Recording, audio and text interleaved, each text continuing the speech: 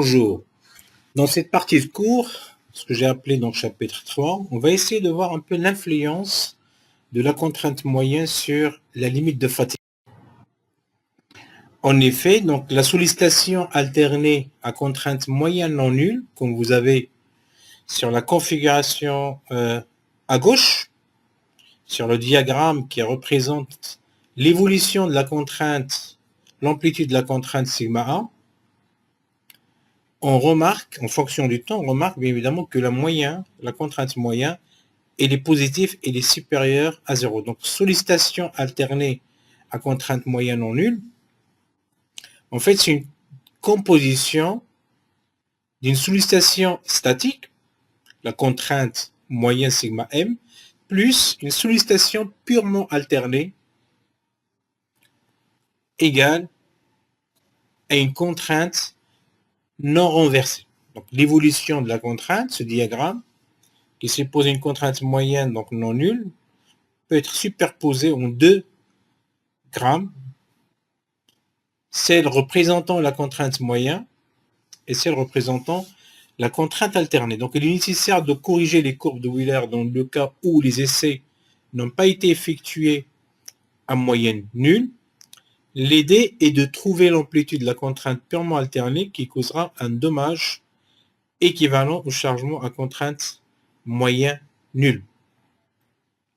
Alors certes que la sollicitation, qu'elle soit traction ou compression, a un effet sur l'évolution des microfissures.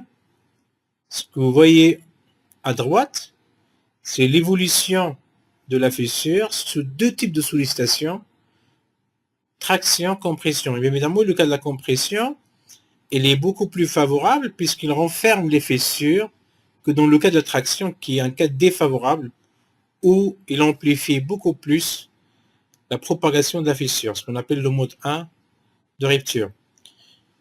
Alors, pour voir un peu l'évolution des diagrammes limite de fatigue, diagramme de Wheeler, on trace l'évolution de la contrainte, l'amplitude de la contrainte en fonction du nombre de cycles pour différentes valeurs de contrainte moyenne. Et on remarque que, bien évidemment, donc, cette contrainte moyenne influence, bien évidemment, donc, le tracé du curve de Wheeler. Et là, on l'a fait pour sigma 1, sigma 2, sigma 3, des valeurs moyennes. Ils sont positifs supérieurs à 0.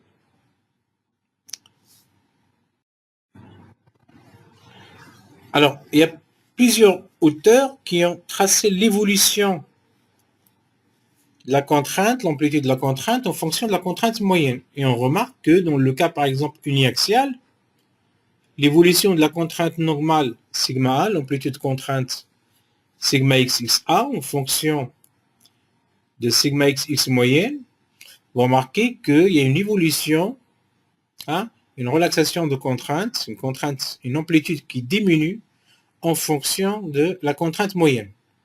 La même chose pour le cas 2, où vous avez une évolution de la contrainte tangentielle taux xy en fonction de la valeur de taux xy moyenne. Là, il y a une stabilité de contrainte dans ce cas. Le cas 3 et le cas 4, c'est le cas multiaxial. Dans un cas multiaxial, vous avez donc pas uniquement une seule contrainte, mais vous avez plusieurs contraintes.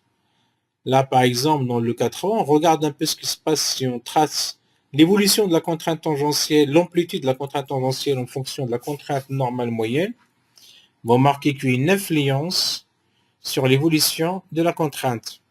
Et le cas 4, où on retrace un peu l'effet de la contrainte, l'amplitude de la contrainte sigma xx, la contrainte normale, en fonction de la contrainte, la moyenne de la contrainte tangentielle, là on remarque une stabilité. En tout cas, qu'il soit contrainte moyenne ou cas uniaxial ou multiaxial, la contrainte, l'amplitude de la contrainte, elle est sensible à la valeur de la contrainte moyenne.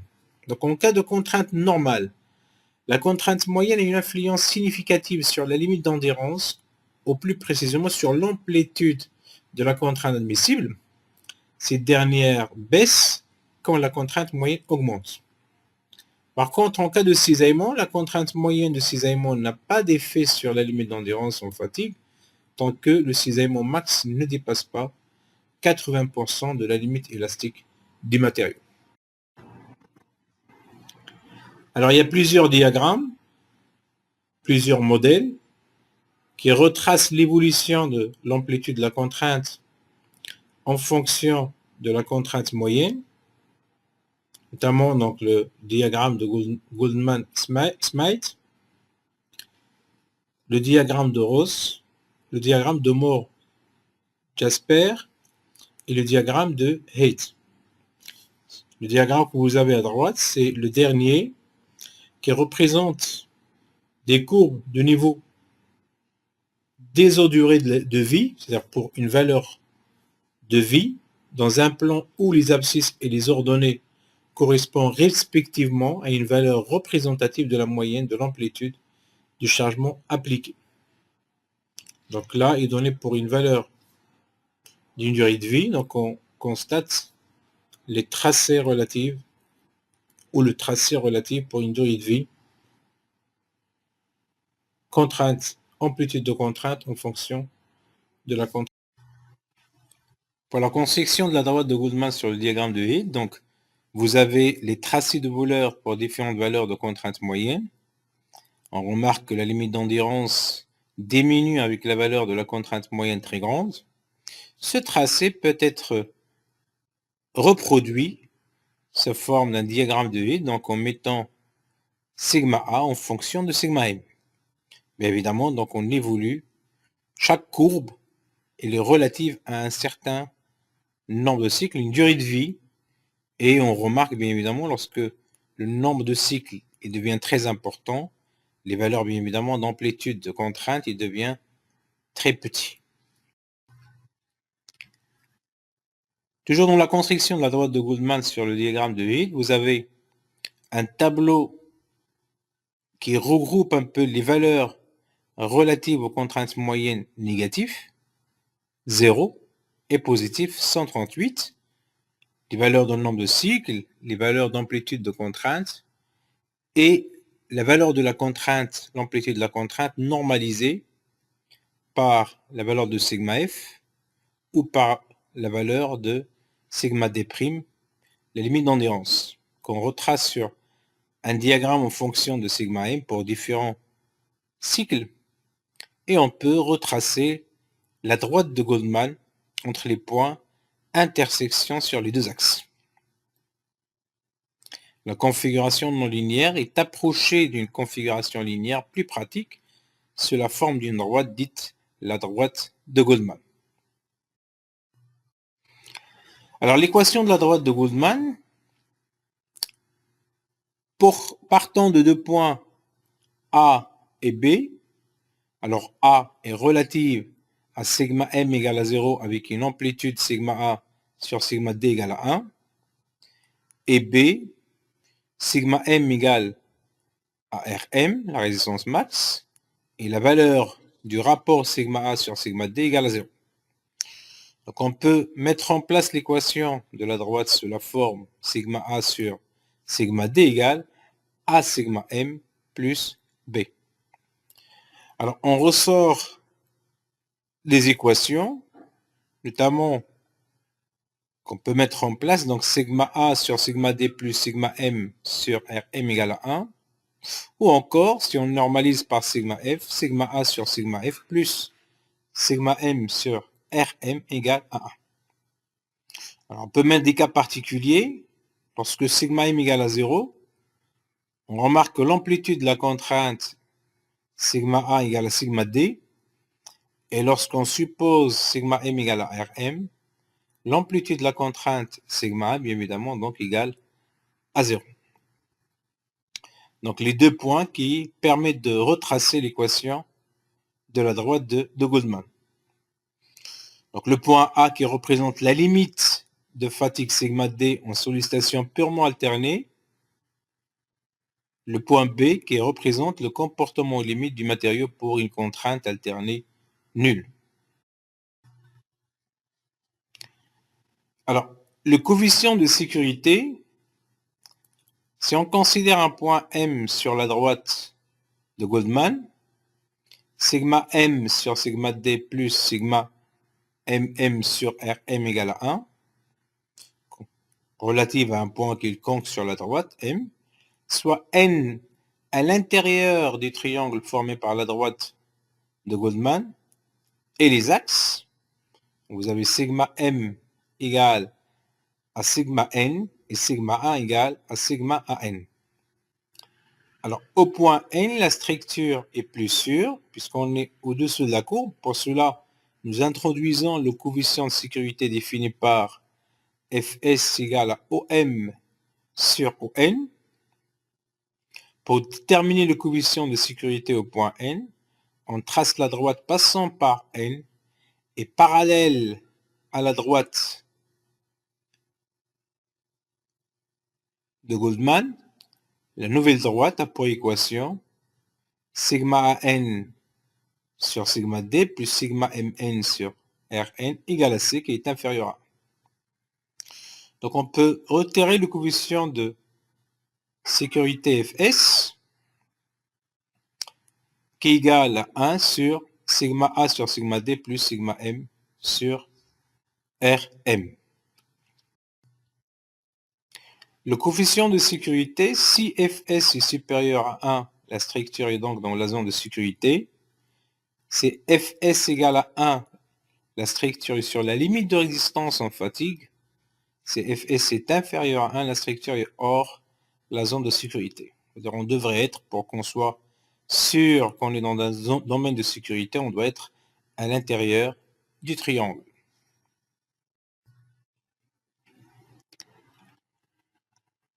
La zone de validation, justement, le domaine de sécurité, via la courbe de Haight, diagramme de Haight, on place le point à l'intérieur de la zone de validation, la zone de sécurité, de coordonnées AB dans le diagramme de Haight. Si ce point est dans la zone de validation, alors on considère que la conception est validée, que la pièce va résister. Le cas contraire, bien évidemment, c'est la zone de danger.